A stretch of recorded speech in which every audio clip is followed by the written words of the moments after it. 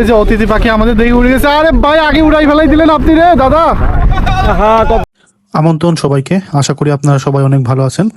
মনপাড়া সিরিজের আজকে দ্বিতীয় পর্ব। আর আজকে আমরা সকালে নাস্তা করার জন্য একটি হোটেলে আসলাম। দেখতে পাচ্ছেন না, আমাদের সবাই হোটেলে বসে আছে। আর এখন যেটা দেখছেন এটা হাঁসের মাংস। আমাদের কলিগের মামাতো ভাই, তিনি ভোলা থেকে লঞ্চে উঠেছে, তিনি এইটা নিয়ে এসেছে আমাদের জন্য। এটা অর্ধেক মানে অর্ধেক হাঁস এখানে। আমরা এখন আসছি হচ্ছে মনপুরা এসে আমরা হোটেলে আসি, নাস্তা করবো সকালের। এখান থেকে নাস্তা সেরে আমরা হাজিরহাটের উদ্দেশ্যে রওনা হব। সেখানে একটি নতুন চর জেগেছে, সেই চর দেখার উদ্দেশ্যে আমরা এখান থেকে যাব।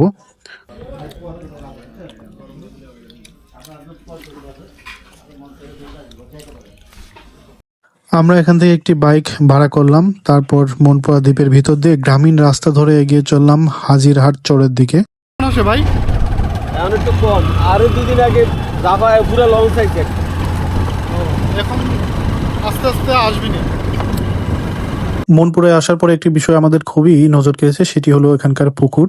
রাস্তার দুই পাশে প্রচুর পরিমাণ পুকুর। এখানে শুরু বিদ্যুৎ আছে, কারেন্টের লাইন টানা হয়েছে, কারণ দিব আপনি আগে যান ভাই, গাড়ি লাগে পিছনে থাক। এখানে আরো কিছু দর্শনীয় স্থান ছিল, আমাদের সময়ের অভাবে আমরা বেশিক্ষণ এখানে থাকতে পারবো না, সেজন্য আমরা সরাসরি হাজিরহাটের উদ্দেশ্যে রওনা দিয়েছি। আমরা আগে যাই।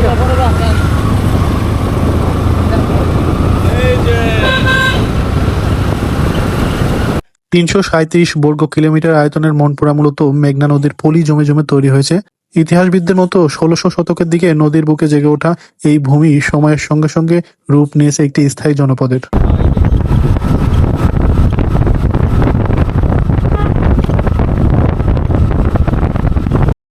মনপুরা দ্বীপে চোখে পড়ে অসংখ্য বৈদ্যুতিক খুঁটি এবং সংযোগ লাইনের অবকাঠামো আছে, কিন্তু এখনো বিদ্যুৎ নাই। স্থানীয়দের মতে বিগত সরকার সাবমেরিন কেবলের মাধ্যমে বিদ্যুৎ আনার প্রকল্প হাতে নিয়েছিল, কিন্তু বিগত 5 আগস্ট সরকার পতনের পরে এই প্রকল্পের দৃশ্যমান কোনো অগ্রগতি নাই বলে জানিয়েছেন এখানকার স্থানীয় জনগণ।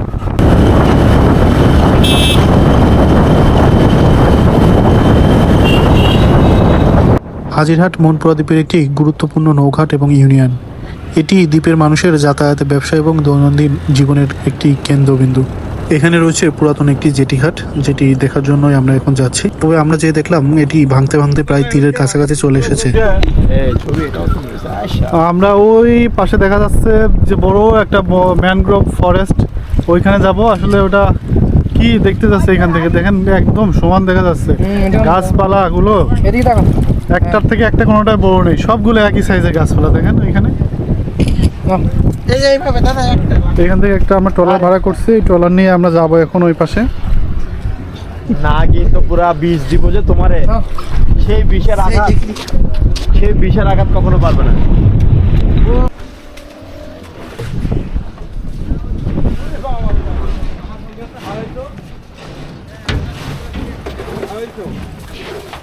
সাবধান।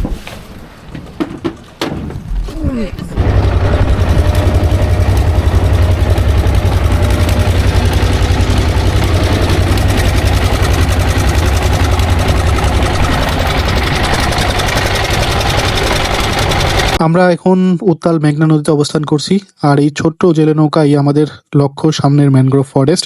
এখানে আমরা যারা আছি কেউই এত গভীর এবং উশৃঙ্খল পানিতে চলাচল অভ্যস্ত নই, তবে অ্যাডভেঞ্চার আমরা সবাই অনেক পছন্দ করি, তাই আমাদের এই যাত্রা।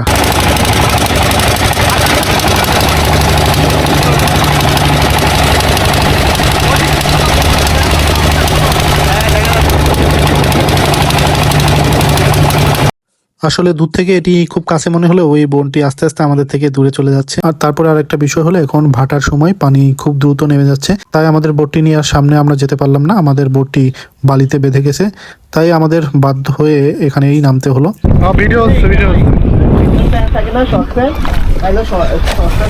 আমরা এখন যাচ্ছি যে অতিথি পাখি আমাদের দেখে উড়ে গেছে। আরে ভাই আগে উড়াই ফেলাই দিলেন আপনি রে দাদা। হ্যাঁ, কত সুন্দর সিনটা গেল গা। নামলাম পানিতে, দেখি আমি ভার বেশি তো একদম গাড়ি গেছি গা, আমার একদম পিছন টিছন সব ভিজে গেছে। ওই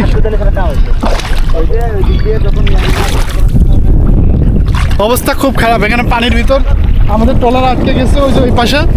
আমরা হাঁটে হাঁটে এখন আসতেছি, এক হাঁটু পানি, আমার প্যান্ট অবশ্য ভিজে গেছে, গায়ে ভিজে একদম অবস্থা খারাপ হয়ে গেছে। তারপরে আমরা সামনের দিকে যাচ্ছি, কিন্তু এখানে ভিউটা অনেক সুন্দর।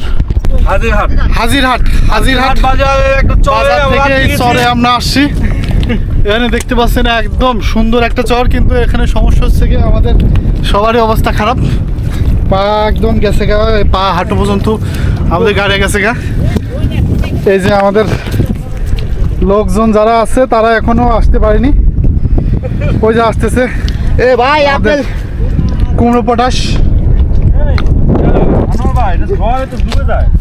কিন্তু এইখানে আসার পরে যা লাগছে না, ও ঝড়ে ডুবে ও যায় তো তাইলে। ওই পাশে আরেকটা, এই পাশে আরেকটা চ্যানেল বন্ধ চ্যানেল গেছে। হয়েছে। আমরা ওইখান থেকে ভাবছিলাম হয়তো এটা খুব কাছে, কিন্তু এটা আরো অনেক দূরে, আরেকটা চ্যানেল পার হইতে হবে।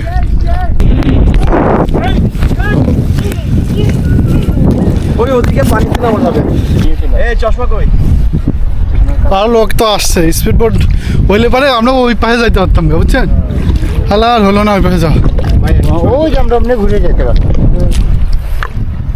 উনি আমরা তো বললাম গাছ দেখতে যাবো। দেখা যাবে এই অবস্থা আমাদের। আমরা এখন যাচ্ছি গা পিছনে মিঠুনের অবস্থা আরো খারাপ। খুবই শোচনীয়। তবে ও ড্রেস চেঞ্জ করছে, প্যান্ট পাল্টাইছে, সেজন্য ওই একটু জিন্স পরে এখানে আসা ভালো আছে।